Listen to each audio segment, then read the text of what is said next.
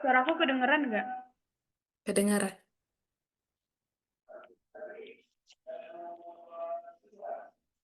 Assalamualaikum, shalom buat kita semua. Kami dari kelompok 1, hari ini akan mempresentasikan materi dari chapter 1 yaitu Accounting Theory.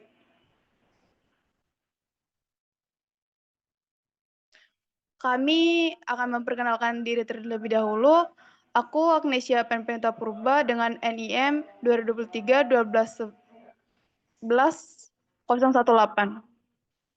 Saya Agustina Kristina Nini Lamawato dengan NIM 2023 12 11 011. Saya Reneke Aulia dengan NIM 2023 12 11 079. Oke, yang pertama saya akan menjelaskan pengertian teori. Pengertian teori akuntansi adalah seperangkat konsep, prinsip, dan metodologi yang menjelaskan, membimbing, dan memberikan kerangka kerja untuk proses akuntansi. Teori ini tidak hanya menjelaskan praktik yang ada, tetapi juga mengembangkan standar dan memprediksi fenomena akuntansi di masa depan. Lalu, pengertian teori akuntansi menurut American Accounting Association. Pengertian teori akuntansi adalah seperangkat konseptual, hipotesis, dan proposi pragmatis yang menjelaskan dan memandu tindakan dalam mengidentifikasi, mengukur, dan mengkomunikasikan informasi ekonomi kepada para pengguna laporan keuangan. Lalu di layar ada teori menurut Webster, yaitu pengetahuan yang tersusun secara sistematis yang dapat diterapkan dalam berbagai kondisi suatu sistem yang terdiri atas sejumlah asumsi, prinsip, dan aturan yang dapat diterima terkait prosedur untuk menganalisis, memprediksi, maupun menjelaskan sifat dasar suatu perilaku dari serangkaian fenomena tertentu. Lalu ada dua jenis utama teori akuntansi. Yang pertama normatif teori dan positif teori. Normatif teori versus positif teori. Teori akuntansi normatif versus positif dianggap merupakan pendapat pribadi yang subjektif, sehingga tidak dapat diterima begitu saja dan harus diuji secara empiris agar memiliki dasar teori yang kuat. Dalam praktik profesional dalam bidang akuntansi telah menyadari sepenuhnya bahwa akuntansi positif lebih cenderung diterapkan dibanding teori akuntansi normatif. Teori akuntansi positif memiliki ciri pemecahan masalah yang disesuaikan dengan realistis. Pendekatan yang digunakan dalam teori akuntansi positif adalah pendekatan ekonomi dan perilaku. Tujuan dari pendekatan teori akuntansi positif adalah untuk menjelaskan dan memprediksi praktik akuntansi. Salah satu contohnya yaitu dalam penggunaan teori positif adalah hipotesa mengenai program pemberian bonus. Lalu penjelasan positif diarahkan untuk memberikan jawaban apakah sesuatu pernyataan itu benar atau salah atas dasar kriteria ilmiah. Penjelasan normatif itu berisi pernyataan dan penalaran untuk menilai apakah sesuatu itu baik atau buruk atau juga relevan dengan kebijakan ekonomi atau sosial tertentu. Selanjutnya ada beberapa tujuan teori akuntansi. Yang pertama menganalisis, mengevaluasi, dan mengklasifikasi transaksi keuangan. Yang kedua menentukan nilai wajar suatu entitas atau aset keuangan. Yang ketiga membantu dalam proses pengembalian keputusan ekonomi dan keuangan. Yang keempat membantu para pembuat kebijakan dan pembuat keputusan dalam mengambil keputusan berdasarkan informasi keuangan yang tepat. Yang kelima, memberikan dasar bagi pengembangan standar akuntansi dan laporan keuangan. Lalu ada yang terakhir, membantu dalam perencanaan pengeluaran dan pengelolaan aset. Lalu mengapa sih teori akuntansi itu sangat penting? Teori akuntansi itu sangat penting dalam pengembalian keputusan karena memungkinkan para profesional akuntansi untuk menganalisis, mengevaluasi, dan mengumpulkan informasi yang dibutuhkan untuk membuat keputusan yang bijaksana. Teori akuntansi ini mencakup konsep dasar seperti akrual, penilaian, klasifikasi, jurnal, dan laporan keuangan. Teori ini juga mencakup aspek kompleks seperti penilaian aset, pengungkapan, dan akuntansi aktuaria.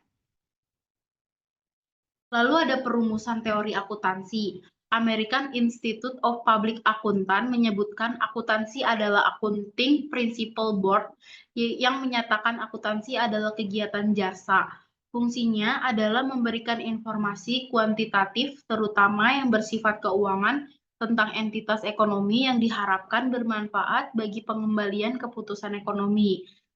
Hendriksen juga menyatakan definisi teori ini sebagai seperangkat prinsip-prinsip yang saling terkait yang bersifat hipotesis, konseptual dan pragmatis yang membentuk kerangka referensi umum untuk bidang pengetahuan tertentu. Atas dasar pengertian tersebut, Hendriksen mendefinisikan teori akuntansi sebagai penalaran logis dalam perangkat prinsip yang luas. Lalu, pemakai informasi akuntansi. Pemakai informasi akuntansi adalah pihak-pihak yang menggunakan data keuangan perusahaan untuk mendukung pengembalian keputusan. Ada dua kategori utama pemakai informasi akuntansi. Yang pertama pihak internal, yaitu mereka yang bekerja di dalam perusahaan dan secara langsung terlibat dalam operasionalnya. Contohnya manajer, direktur, dan dewan direktur. Lalu yang kedua, pihak eksternal, yaitu individu atau entitas di luar perusahaan yang memiliki kepentingan terhadap informasi keuangan, contohnya itu investor.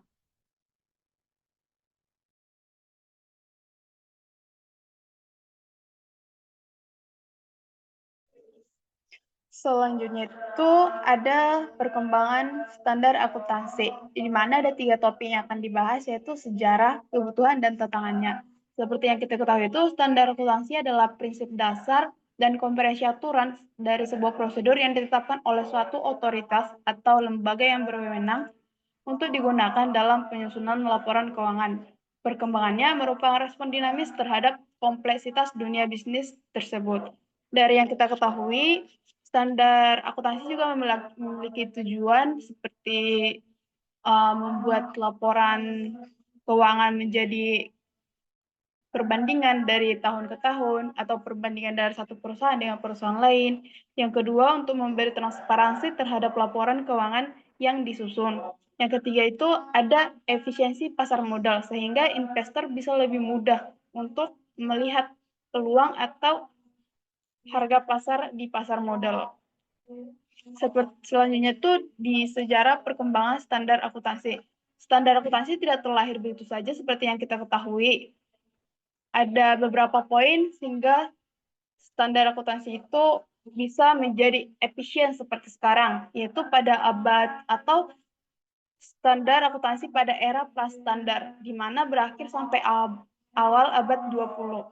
Di mana yang pertama itu akar double entry bookkeeping, di mana sebagai dasar akuntansi modern yang dimulai dari publikasi sebuah buku berjudul Luca Pacioli, Summa de Arithmetica yang diterbitkan tahun 1494. Di sini menjelaskan tentang sistem pembukuan berpasangan yang sering dikenal sebagai double entry. Selanjutnya tuh ada revolusi industri, di mana pertumbuhan industri yang semakin besar sehingga pemilik atau ownernya memilih pemisahan antara kepemilikan dan manajemen yang ada pada perusahaan atau industri tersebut, serta kebutuhan untuk menarik modal dari investor agar menciptakan permintaan dan informasi keuangan yang andal. Namun praktiknya memang masih sangat beragam dan tanpa regulasi. Sehingga pada tahun 1929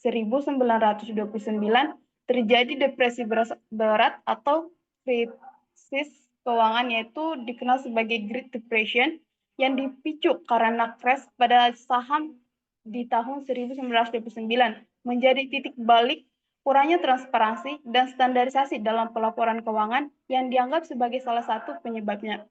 Sehingga pada tahun 1930-an hingga 1970-an terlahirlah Badan Standar, di mana dibentuknya Securities and Exchange Commission yang dikenal sebagai SEC, yang diterbitkan di Amerika Serikat, dibentuk sebagai respon atas krisis yang terjadi di tahun 1929, di mana SEC sendiri atau Securities and Exchange Commission memiliki kewenangan hukum dan untuk menetapkan standar akuntansi untuk perusahaan publik.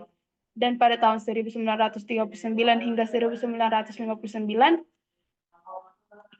Committee on Accounting Procedure atau yang kita kenal sebagai CAP of the ASPA menerbitkan 51 Accounting Research Bulletins yang dikenal sebagai ARBS. Ini adalah upaya yang sistematis pertama, tetapi masih bersifat reaktif dan pasif. Sehingga setelah tahun tersebut, tahun 1999 hingga 1973, terlahir kembali Accounting Principles Board atau yang dikenal sebagai APB yang mengganti CAP atau Komite on Accounting Procedure. Meski lebih terstruktur, APB ini juga masih sering dikritik karena terlalu tunduk terhadap tekanan politik dan industri di sebuah atau di dalam negara tersebut. Next.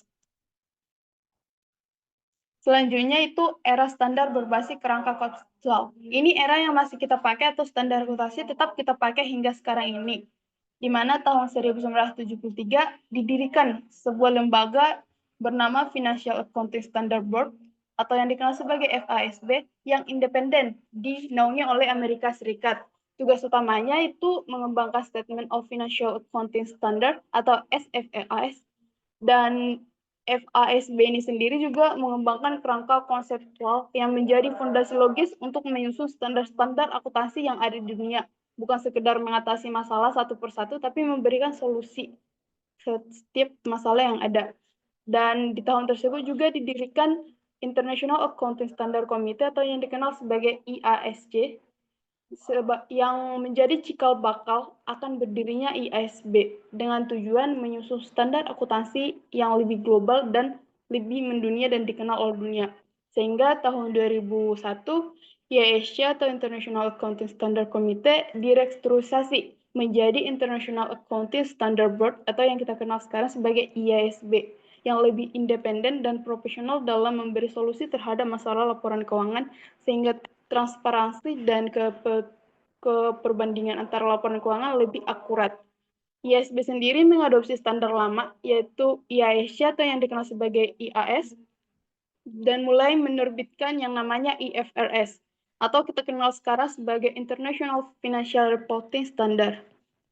Dan hingga pada tahap keempat ada konvergensi dan globalisasi, yaitu dimulai tahun 2000-an hingga sekarang. Dan itu masih kita pakai sebagai standar akuntansi hingga saat ini, di mana Uni Eropa mewajibkan sebuah perusahaan yang terdaftar di bursa untuk menggunakan IFRS terhitung dimulai dari tahun 2005. Sehingga lebih dari 140 negara, termasuk Indonesia, mengadopsi atau mengkonvergensikan standar nasional mereka dengan IFRS atau International Financial Reporting Standard. Di Indonesia, proses konvergensi ini sama seperti PSAK ke IFRS dimulai secara resmi pada tahun 2008. FASB dan IASB bekerjasama dalam beberapa proyek untuk menyelaraskan US GAAP dan IFRS sendiri itu untuk mengkonversi standar-standar yang ada di Indonesia, meski konvergensinya itu belum sepenuhnya tercapai.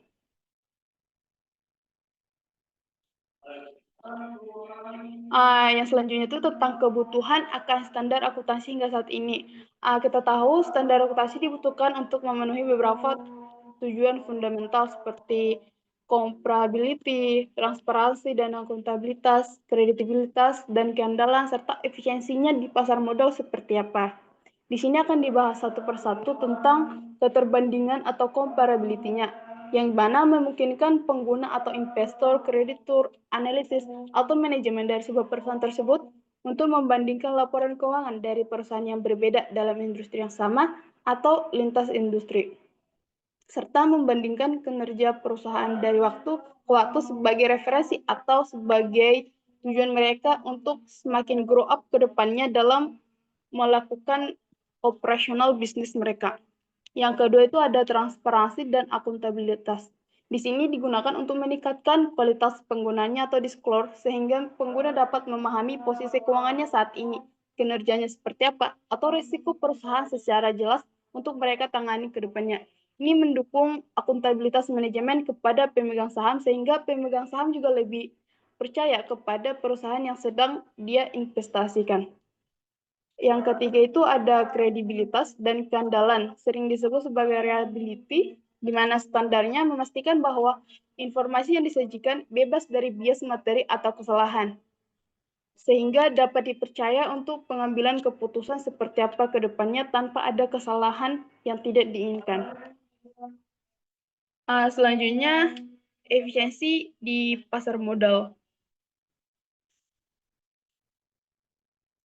Informasi keuangan yang andal ini digunakan agar perusahaan dapat menghadapi biaya tinggi untuk menerapkan standar-standar baru ke depannya. Ini berfungsi agar relevan dan dapat dibandingkan untuk membantu investor dalam mengalokasikan modal secara efisien ke perusahaan yang paling prospektif, yang pada akhirnya mengurangi biaya modal bagi perusahaan.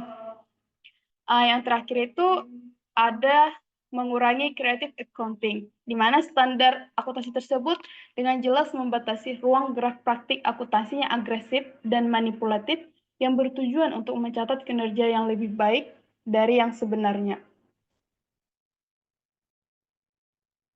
Di sini ada tantangan juga dalam penerapan standar akuntansi seperti kompleksitas, tarik ulur, tantangan politik, dan sebagainya.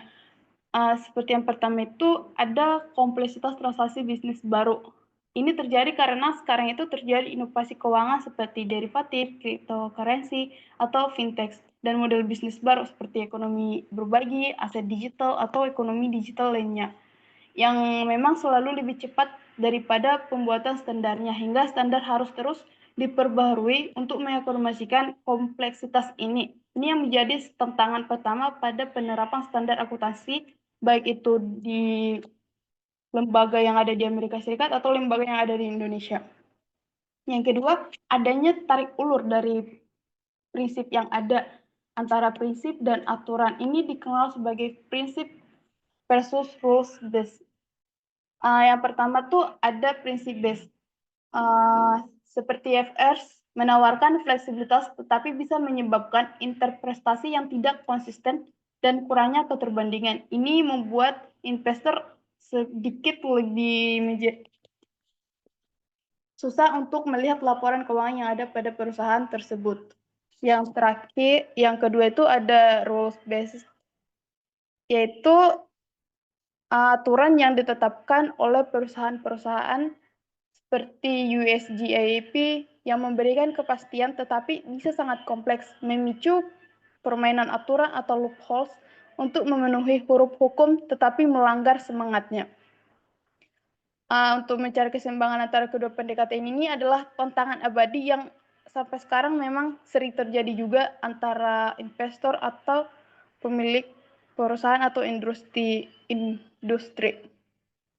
Yang ketiga itu ada tantangan politik dan tekanan dari berbagai pihak atau dikenal sebagai lobbying, di mana standar akuntansi memiliki dampak ekonomi yang besar, sehingga perusahaan, industri, dan pemerintah sering melakukan lobby untuk mempengaruhi standar yang dapat menguntungkan mereka. Ini bisa mengorbankan netralitas dan kualitas teknik standar hingga para pengusaha-pengusaha kecil. Jadi ini juga merupakan tantangan yang ada pada standar akuntansi. Yang keempat, ada biaya implementasi, di mana adopsi standar baru, misalnya seperti IFRS 16 atau IFRS 9 instrumen keuangan, yang memerlukan biaya yang signifikan untuk pelatihan, perubahan sistem IT, dan konsultasi, terutama bagi perusahaan kecil dan menengah.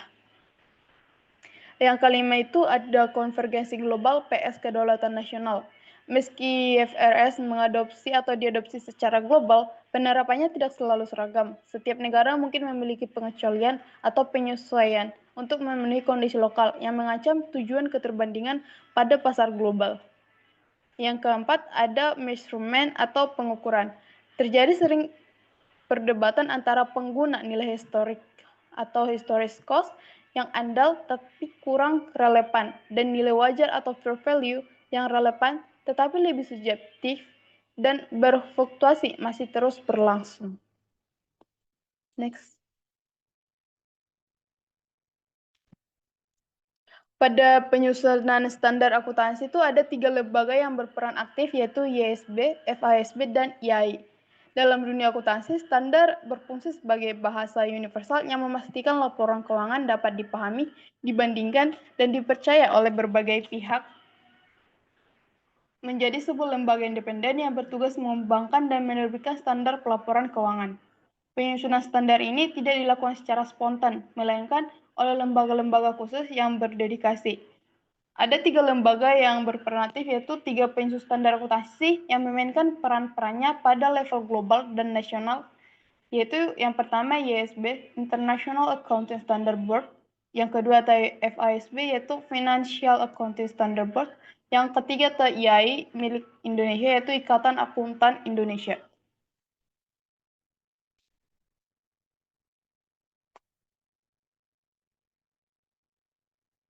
Yang pertama itu kita bahas tentang International Accounting Standard Board. Perannya pada pasar global yaitu menetapkan atau mengembangkan standar-standar akuntansi global, yaitu seperti tadi IFRS yang diadopsi oleh IASB. IASB itu adalah badan penyusun standar akuntansi independen yang berbasis di London, Inggris, dan beberapa negara-negara lainnya. Tujuan utamanya adalah mengembangkan dan mempromosikan penggunaan IFRS atau International Financial Reporting Standard yang berkualitas tinggi dan dapat dipahami serta dapat diterapkan secara global. IASB sendiri itu didirikan pada tahun 2001 sebagai penerus IASC atau International Accounting Standard Committee, yang direstrukturisasi ini menciptakan badan yang lebih independen dan kuat untuk mengembangkan standar globalnya. Fungsi dan tanggung jawabnya, fungsi utama dari IASB ini adalah untuk mengembangkan dan mempromosikan IFRS dan memberikan transparan dan partisipatif kepada penggunanya. Cakupannya ya sangat luas seperti yang kita ketahui. Di sini ada beberapa fungsi, tanggung jawab, serta cakupan yang mempengaruhinya. Yang pertama, fungsinya mengembangkan dan menerbitkan IFRS, di mana IASB menerbitkan standar baru yang amandemen dan interpretasi atas standar yang ada. Yang kedua itu ada kerangka konseptual, di mana memiliki kerangka konseptual yang menjadi fondasi untuk pengambilan keputusan dalam menyusun standar, memastikan konsistensi dan koherensi. Yang ketiga itu ada konsultasi publik, yaitu proses penyusunannya sangat transparan, melibatkan konsultasi publik yang luas atau dikenal sebagai due procedure, proses melalui diskusi paper, exposure draft, dan pertemuan publik. Due proses yang ketat itu juga proses penyusunan yang sangat transparan yang melibatkan konsultasi publik seperti yang tadi. Ada beberapa tahapan yang meliputinya, yaitu penelitian dan identifikasi isu, penerbitan discussion paper untuk umpan balik publik, penerbitan exposure draft dari draft standar yang ada, atau analisis tanggapan dan revisi, serta penerbitan standar akhir seringkali dengan masa transisi. Ada juga yang keempat, yaitu mempromosikan adopsi global, di mana IASB itu bekerja sama dengan otoritas nasional seperti IAI di Indonesia untuk mendorong adopsi dan implementasi IFRS yang konsisten di seluruh dunia atau pasar global. Cakupan dari IASB itu juga di mana IFRS yang diterbitkan telah diadopsi lebih dari 140 yurisdiksi atau negara-negara di dunia, termasuk seperti Uni Eropa, Inggris, Kanada, Australia, dan sebagian besar negara Asia dan Amerika Selatan. Ini menjadikan IASB sebagai de facto otoritas standar akuntansi global.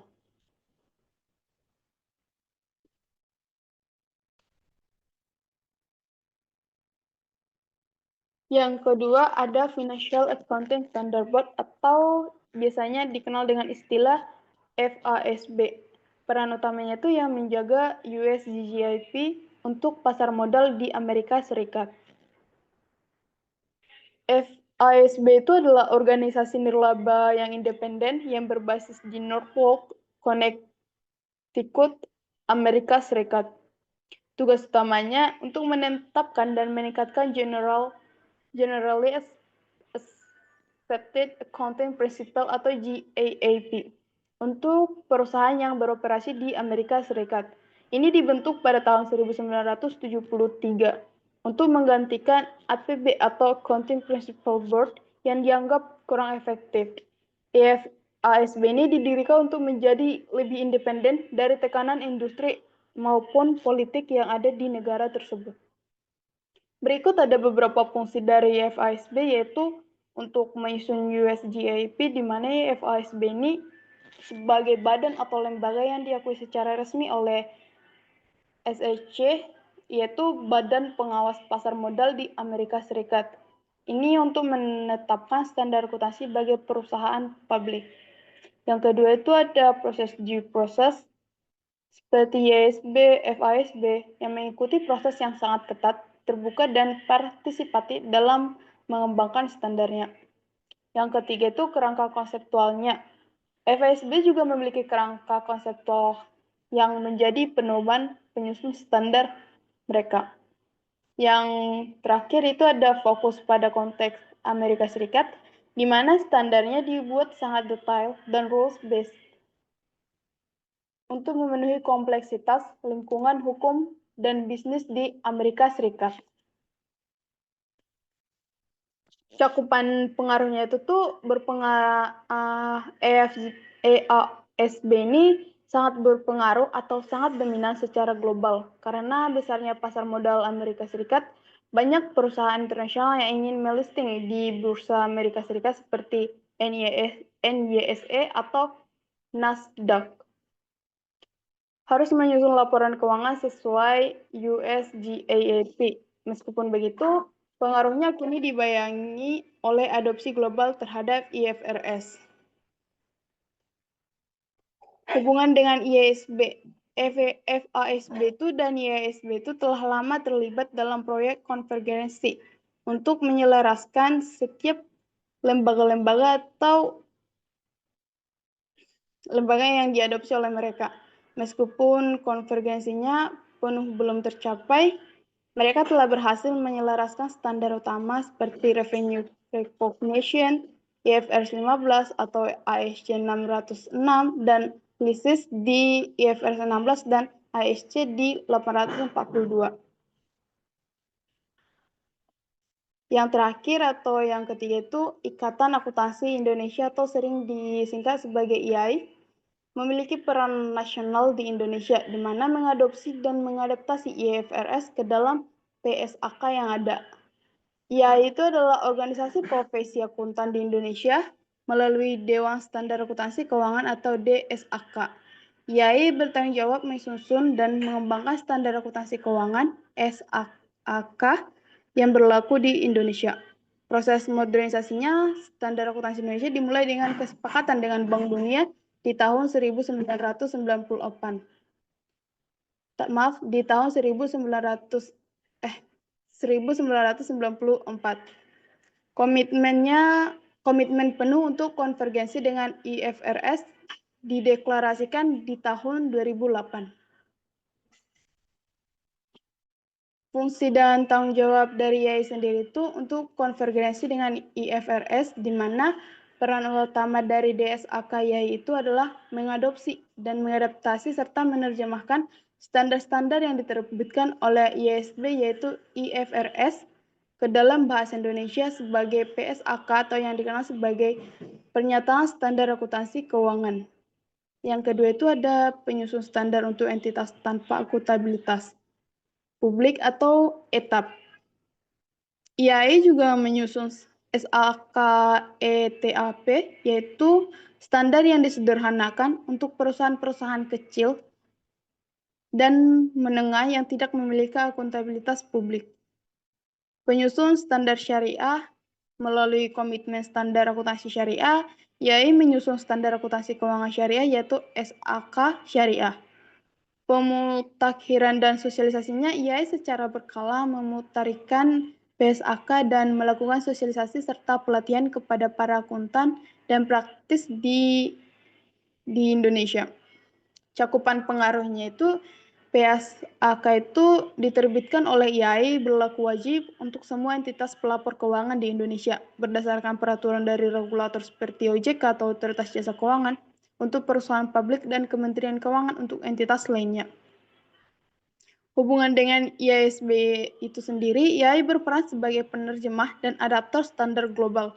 Perkembangan terbaru dari ISB langsung dimonitor dan diadopsi ke dalam sistem SAK, dan IAI memastikan standar global yang ada dapat diterapkan secara efektif dalam lingkungan, regulasi, dan bisnis di Indonesia. Ini ada beberapa aspek yang dirangkum, yaitu sebagai perbandingan atau seperti apa IASB, FASB, IAI dalam melakukan tugas-tugasnya, baik itu dalam aspek skala, fungsi utamanya, standar yang dihasilkan, dan otoritas pengakuannya. Ada juga pendekatan dan pengaruh-pengaruh dari ketiga lembaga ini dalam pasar-pasar di dunia.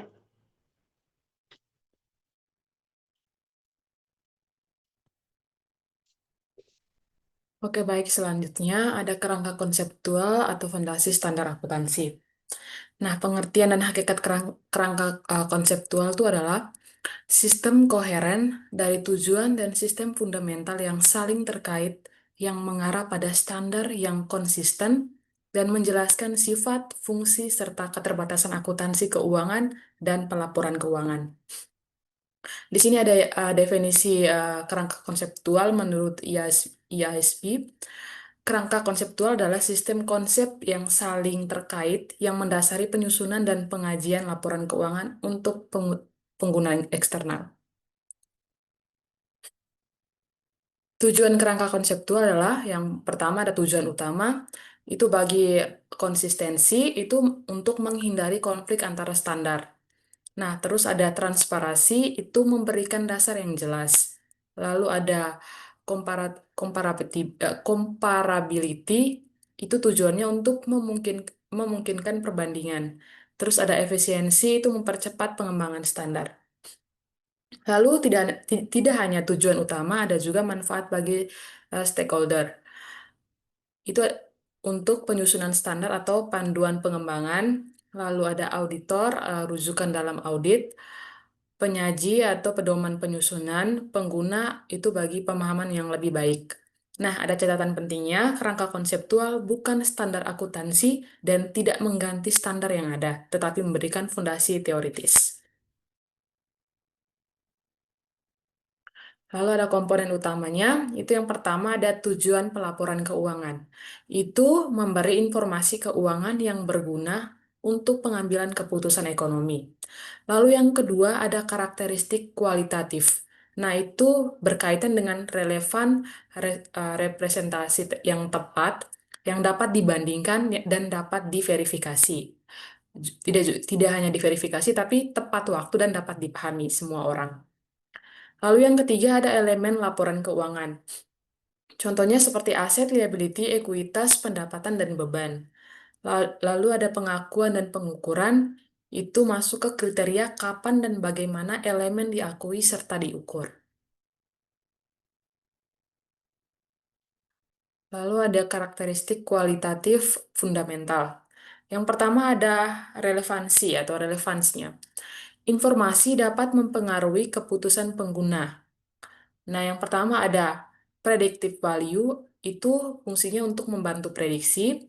Lalu ada confirmatory value, itu fungsinya untuk menginformasi ekspektasi. Lalu yang ketiga ada materiality atau untuk signifikan secara kuantitas atau kualitas. Nah, contoh praktisnya adalah laporan penjualan, contohnya Q3 untuk keputusan investasi Q4.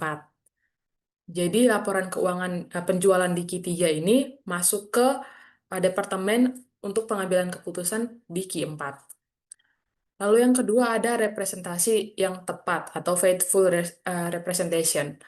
Informasi menggambarkan fenomena ekonomi secara akurat. Nah, komponennya ada complete atau informasi yang lengkap, natural atau tidak bias, free from error atau bebas dari kesalahan material. Nah, contoh praktisnya itu ada representasi yang tepat, itu pencatatan aset tetap sesuai nilai historis, bukan estimasi subjektif. Lalu ada karakteristik kualitatif pendukung. Yang pertama itu ada comparability, itu memungkinkan perbandingan antar entitas dan periode. Lalu verifiability itu dapat dikonfirmasi oleh pihak independen. Timeliness Timeless itu tersedia tepat waktu untuk pengambilan keputusan. Understandability itu dapat dipahami oleh pengguna dengan pengetahuan yang memadai. Jadi kayak orang-orang yang tidak mempunyai wawasan tentang karakteristik kualitatif itu bisa memahami gitu. Sini ada contoh implementasinya tuh yang karakteristiknya. Uh, untuk compatibility itu contoh penerapannya pada standar penyusutan dan konsisten. Terus dampak bagi penggunaan itu dapat membandingkan kinerja antar periode. Lalu timeless itu contoh penerapannya pada laporan tribulanan. Dampak bagi penggunanya tuh keputusan investasi yang lebih tepat. Lalu ada elemen laporan keuangan. Nah, yang pertama kita bahas tentang aset. Sumber daya ekonomi yang dikuasai sebagai hasil peristiwa masa lalu. Contohnya, contoh aset ada kas, piutang, dan inventory. Lalu ada liability. Kewajiban masa kini yang timbul dari peristiwa masa lalu. Contohnya ada utang bank dan utang dagang. Lalu ada kuitas atau kepentingan residual dalam aset setelah dikurangi liabilitas. Uh, Ekuitas ini rumusnya aset dikurangi liability. Nah, ada pendapatan. Pendapatan itu adalah kenaikan manfaat ekonomi yang mengakibatkan kenaikan ekuitas. Contohnya ada pendapatan dari penjualan, lalu ada pendapatan bunga. Lalu yang berikutnya ada beban. Beban adalah penurunan manfaat ekonomi yang mengakibatkan penurunan ekuitas. Contohnya beban gaji dan beban penyusutan. Nah, di sini ada contoh penerapan elemen laporan keuangan. Di sini saya kasih studi kasus, contohnya pada PT Teknologi Maju. Nah, di sini ada pembelian transaksinya, ada pembelian server senilai 100 juta secara kredit. Nah, elemen yang pertama asetnya. Asetnya pasti bertambah. Sejumlah 100 juta itu untuk sumber daya ekonomi baru. Terus liability-nya juga akan bertambah senilai 100 juta. Ekuitasnya tetap nol, karena aset sama dengan liability. Nah, ini ada rumusnya persamaan dasar akuntansinya, aset sama dengan liability ditambah equity yang sudah diajarkan di PA1.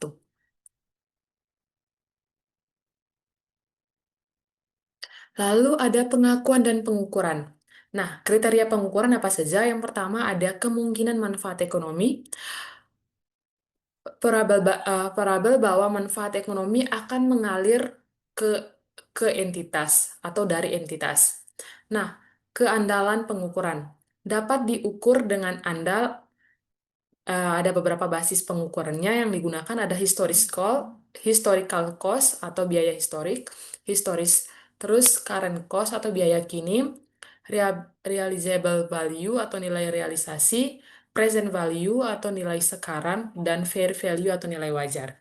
Contoh pengakuannya, PT ABC menandatangani kontrak penjualan senilai 50 juta. Barang belum dikirim. Pertanyaannya, apakah pendapatan diakui sekarang? Nah, analisisnya belum memenuhi kriteria pengakuan karena manfaat ekonomi belum atau probable atau barang belum diserahkan. Dia baru diakui tapi barangnya belum diserahkan. Nah, keputusannya pendapatannya belum diakui. Next. Terus ada konvergensi IFRS. Nah, International Financial Reporting Standards atau standar pelaporan keuangan internasional yang dikembangkan oleh IASB. Dan apa itu IFRS? Nah, IFRS adalah seperangkat standar akuntansi yang dikembangkan oleh International Accounting Standard Board yang dimasukkan sebagai bahasa akuntansi global yang dapat dipahami dan digunakan di seluruh dunia. Sebelumnya IFRS itu ada standar akuntansi berbeda per negara, terus sulit membandingkan laporan keuangan, terus biaya komplikasi tinggi untuk MNC, lalu akses pasar modal terbatas. Nah, sekarang diganti dengan IFRS, standar globalnya yang lebih seragam, transparansi dan comparability comparability-nya tinggi, lalu efisiensi biaya untuk MNC-nya, terus akses pasar modal internasional. Nah, berikut ada manfaat konvergensi IFRS. Nah, manfaat bagi perusahaannya itu yang pertama ada akses modal. Modal lebih mudah listing di bursa internasional. Lalu ada kredibilitas atau laporan keuangan lebih dapat dipercaya investor global. Lalu efisiensi, satu set standar untuk semua anak perusahaan. Terus benchmark dapat dibandingkan dengan kompetitor global. Lalu manfaatnya tidak hanya untuk perusahaan, tapi juga manfaat bagi negara. Yang pertama di FDI, itu menarik investasi asing secara langsung, terus transparansi, itu meningkatkan transparansi pasar modal, terus integrasi dengan ekonomi yang global, terus kapasitasnya peningkatan kapasitas profesi akuntansi. Nah, contoh konkretnya itu pada PT Telkom Indonesia. Setelah adopsi IFRS, PT Telkom berhasil melisting di New York Stock, terus menarik investor dari institusi global, terus meningkatkan transparansi pelaporan, lalu memudahkan akuisisi perusahaan luar negeri. Lalu ada status konvergensi IFRS di Indonesia. Nah, di sini ada aspeknya. Aspek umumnya tuh pada PSAK umum itu statusnya selesai dengan keterangan mayoritas IFRS telah diadopsi ke dalam PSAK. Lalu ada aspek PSAK Syariah, itu statusnya sedang berlangsung sampai sekarang. Lalu keterangannya adopsi khusus untuk prinsip syariah. Lalu yang berikutnya ada aspek SAK etap, statusnya selesai. Keterangannya untuk entitas tanpa akuntabilitas publik. Lalu ada aspek SAK EMKM, itu statusnya selesai dengan keterangan standar khusus untuk UMKM. Lalu ada aspek update berkelanjutan, yang statusnya sampai sekarang masih berlangsung. Keterangannya mengikuti perkembangan IFRS terbaru. Nah, tingkat konvergensi itu mencapai 95% di Indonesia telah mengadopsi sebagian besar standar IFRS dengan beberapa modifikasi sesuai kondisi lokal. Lalu ada tantangan konvergensi IFRS di Indonesia. Yang pertama, dari tantangan teknis, tantangan dan tantangan non-teknis. Yang pertama kita bahas tentang tantangan teknis. Kompleksitas standar itu IFRS lebih principle based dan rule based. Nah, professional judgment memerlukan lebih banyak pertimbangan profesional. Lalu fair value itu kesulitan dalam penentuan nilai wajar, dan tantangan secara IT sistemnya perlu di-upgrade sistem informasi akuntansinya. Lalu ada tantangan non-teknis. Dari segi SDM-nya, ada kekurangan tenaga ahli dalam IFRS. Lalu tantangan yang berikutnya dari segi biaya, investasi trading dan sistem yang besar. Lalu regulasi itu tantangannya penyesuaian dengan peraturan perpajakan. Lalu tantangan secara budaya, itu perubahan mindset dari compliance ke substance. Nah, contoh tantangannya, contoh yang sekarang itu ada perubahan dari risk dan reward approach ke control approach. Nah, dampaknya perusahaan konstruksi harus mengubah secara pengakuan pendapatan kontrak jangka panjang. Lalu solusinya apa? Solusinya training insentif, upgrade sistem, dan penyesuaian proses bisnis. Next. Lalu di sini ada peluang dari konvergensi IFRS. Nah, tidak hanya peluang bisnis, tapi juga ada peluang profesi. Nah, kita bahas peluang bisnis.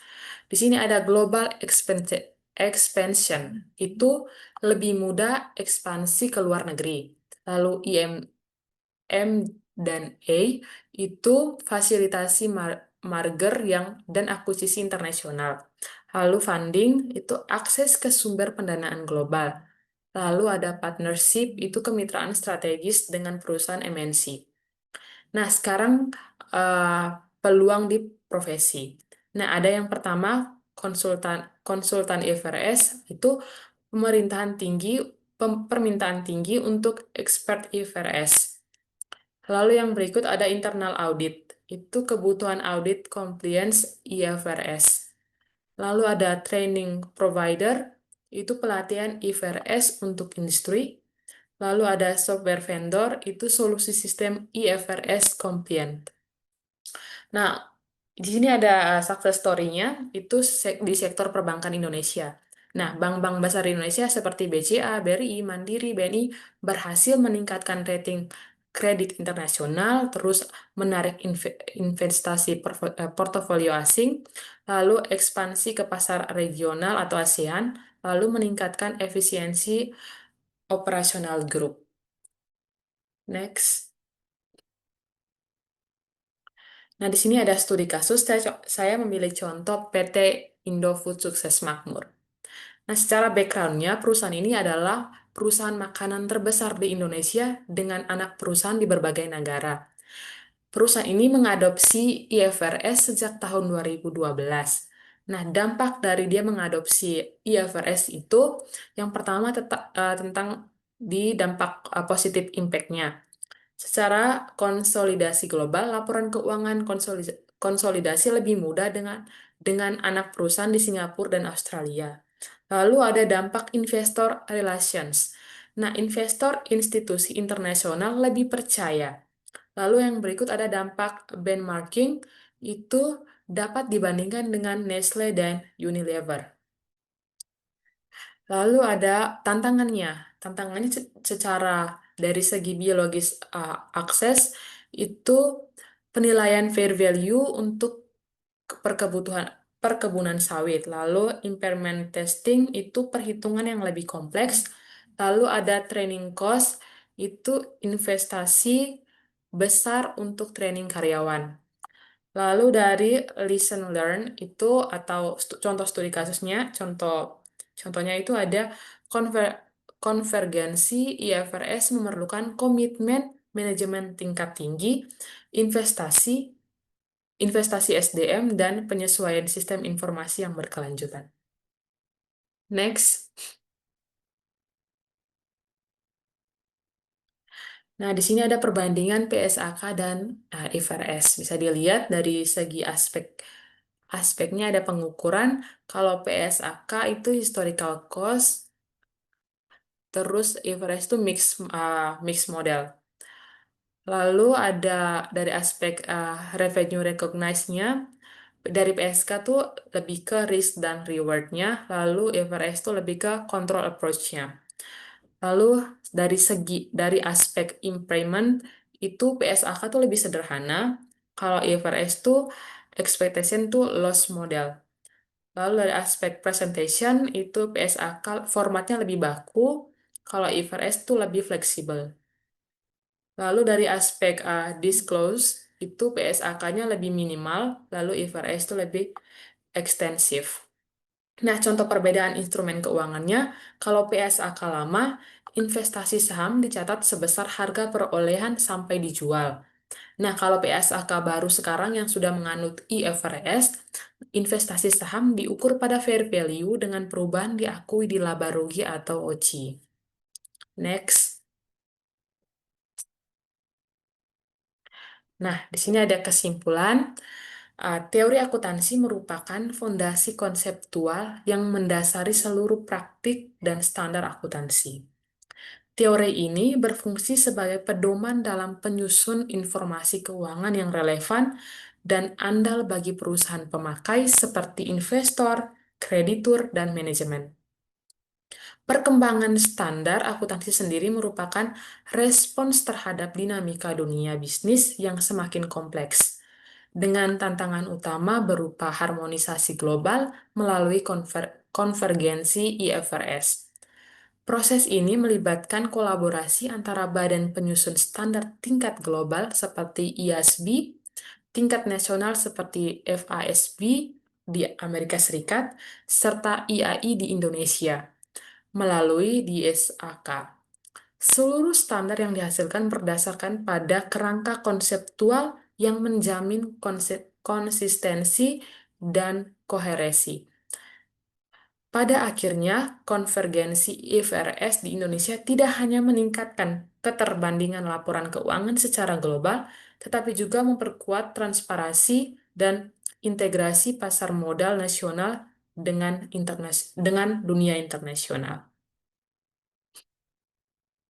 Sekian presentasi kami hari ini. Kurang lebihnya kami mohon maaf.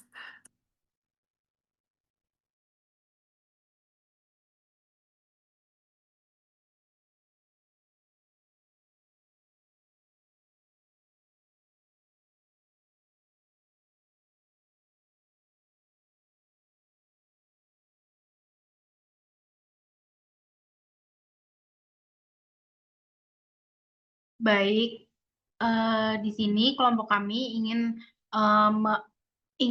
melihatkan studi kasus. Ya, sudah kelihatan? Sudah.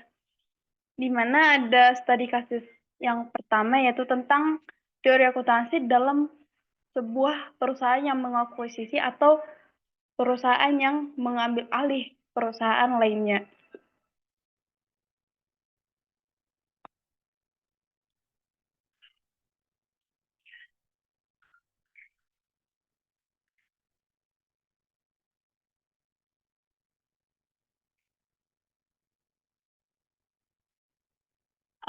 Pada kasus pertama itu tentang Microsoft yang mengakuisisi LinkedIn,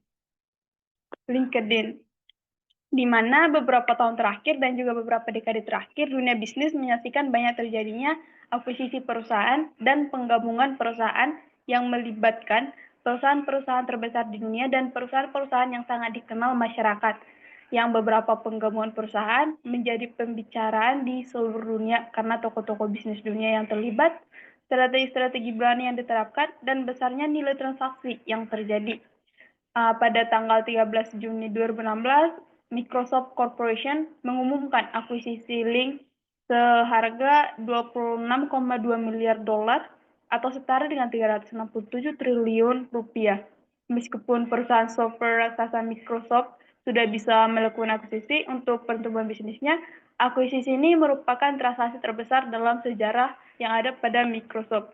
Sehingga pada teori akuntansinya itu dikenal sebagai business combination, di mana akuisisi seperti yang dilakukan Microsoft terhadap LinkedIn ini dalam dunia akuntansi disebut sebagai penggabungan usaha, di mana teori akuntansinya mengatur transaksi ini terutama diatur dalam PSAK 22 yaitu IFRS yang ketiga, dikenal sebagai penggabungan usaha, di mana metode pertama yang digunakan dalam teori ini yaitu metode pembelian atau acquisition method, di mana transaksi akuisisinya dicatat menggunakan acquisition method yang mengharuskan Microsoft untuk mengidentifikasi pembeli, yaitu di tanggal berapa mereka melakukan pembelian atau akuisisi terhadap perusahaan link tersebut, yaitu mengukur nilai wajar atau imbal atau pertimbangan yang diberikan dan nilai wajar dari aset bersih yang diperoleh. Mungkin dari teman aku yang lain bisa ngelanjut lagi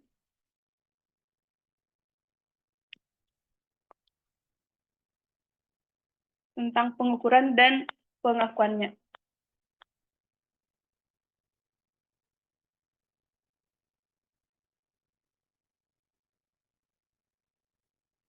Selanjutnya, teori akuntansi untuk akuisisi perusahaan atau business combination.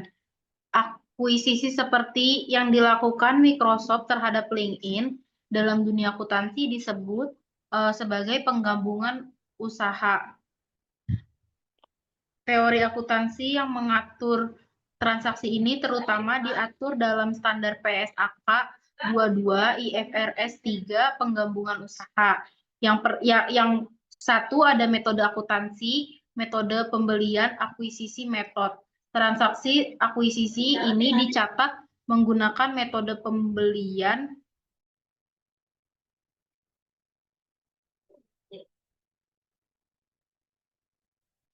Transaksi ini dicatat menggunakan metode pembelian atau akuisisi metode. Metode ini mengharuskan perusahaan pengakuisisi, dalam hal ini Microsoft, untuk mengidentifikasi pembeli, acquirer, yaitu Microsoft, menentukan tanggal akuisisi, mengidentifikasi pembeli, lalu mengukur nilai wajar dari imbalan pertimbangan yang diberikan dan nilai wajar dari aset bersih yang diperoleh. Yang kedua, ada pengukuran dan pengakuan. Biaya akuisisi, consideration transfer, ini adalah nilai yang dibayarkan oleh Microsoft untuk memperoleh LinkedIn dalam kasus ini. Bentuknya adalah tunai cash sebesar 26,2 miliar. Nilai ini dicatat sebesar nilai wajar pada tanggal akuisisi. Lalu ada aset yang diperoleh dan liabilitas yang ditanggung.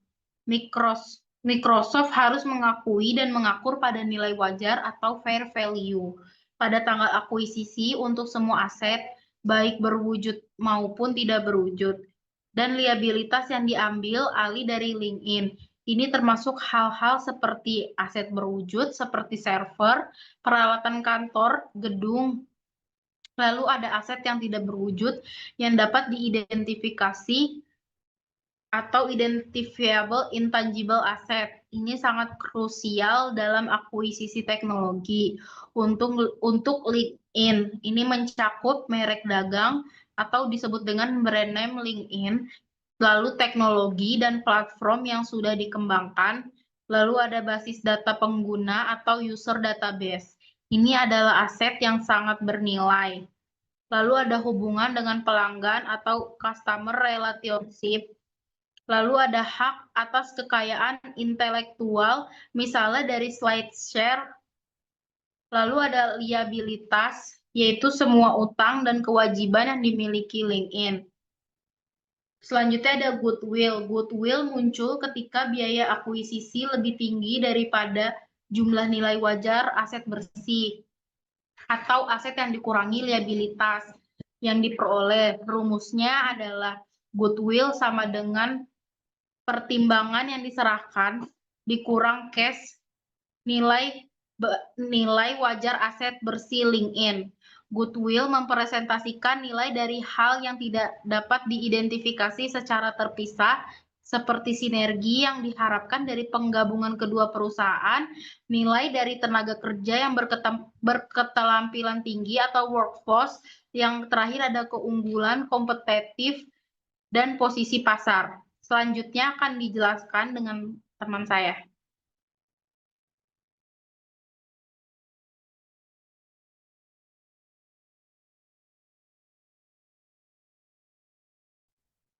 Lalu ada biaya-biaya terkait akuisisi, biaya untuk konsultan hukum, ada investment banker, apresial, dan biaya lain yang terkait langsung dengan akuisisi tidak boleh dimasukkan ke dalam harga perolehan atau cost of acquisition. Nah, biaya-biaya ini harus diakui sebagai beban pada periode terjadinya. Lalu yang ketiga ada jurnal akuntansinya. Berdasarkan teori ini, jurnalnya yang pertama, kita menghitung dulu ada yang pertama nilai wajar aset berwujud link edling itu sebesar 2 miliar. Lalu nilai wajar aset tidak berwujud yang dapat diidentifikasi senilai 10 miliar. Terus ada nilai wajar liabilitasnya senilai 5,8 miliar. Lalu ada nilai wajar aset bersihnya senilai 6,2 miliar yang diperoleh dari 2 miliar harga asetnya ditambah dikurangi 5,8 miliar. Lalu ini ada perhitungan goodwill-nya. Goodwill-nya sebesar 26,2 cash paid dikurangi 6,2 miliar, maka goodwill-nya sebesar 20 miliar. Nah, di sini ada nilai wajar liabilitasnya ada 5,8 miliar, maka nilai wajar aset bersihnya senilai 6,2 miliar dari 2 miliar ditambah 10 miliar dikurangi 5,8 miliar. Nah, perhitungan goodwill-nya yang bersih, maka perhitungan goodwill yang bersihnya diperoleh sebesar 20 miliar dari 26,2 miliar dikurangi 6,2 miliar.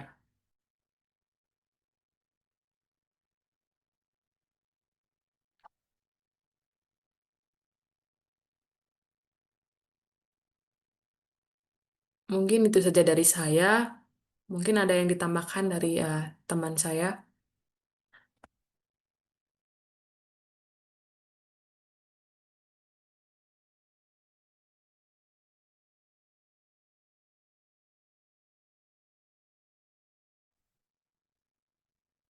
Ada Agnes yang mungkin mau menambahkan, atau Ray yang mau menambahkan.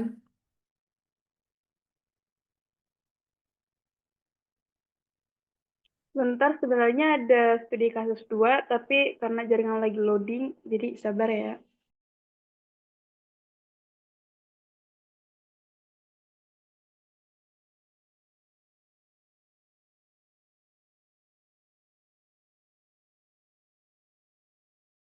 Di sini kami mau menampilkan studi kasus yang kedua.